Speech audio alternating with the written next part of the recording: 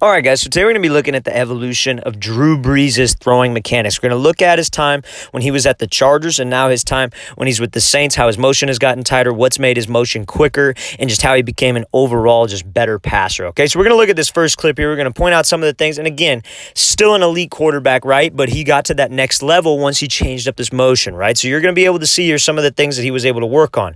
So you see when he's standing here in the pocket, this does not look like Drew Brees because look how narrow his base is, right? So now when he starts to drive off of this back leg, what happens? He's got this real long, elongated stride because of what narrow his base is. And then when he gets this front foot in the ground, you see how his front shoulder is swinging around. He's swinging this front shoulder around right when he gets that front foot in the ground, right? So he's losing torque. When I get this front foot in the ground, I want to keep this front shoulder necessarily like quiet. I want to keep this front shoulder on the target almost as long as I can, and I'm pushing the ball back with my hands, keeping that front shoulder on the target so I don't lose torque. But you see how he opens up here as he's opening up this front foot. What that does is you see how he's swinging this front arm open for power, and he starts to swing it down, and you see what that does to his shoulders.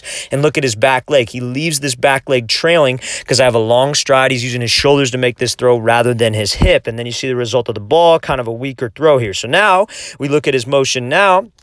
And look how wide this base is. His feet are just outside of his shoulders here.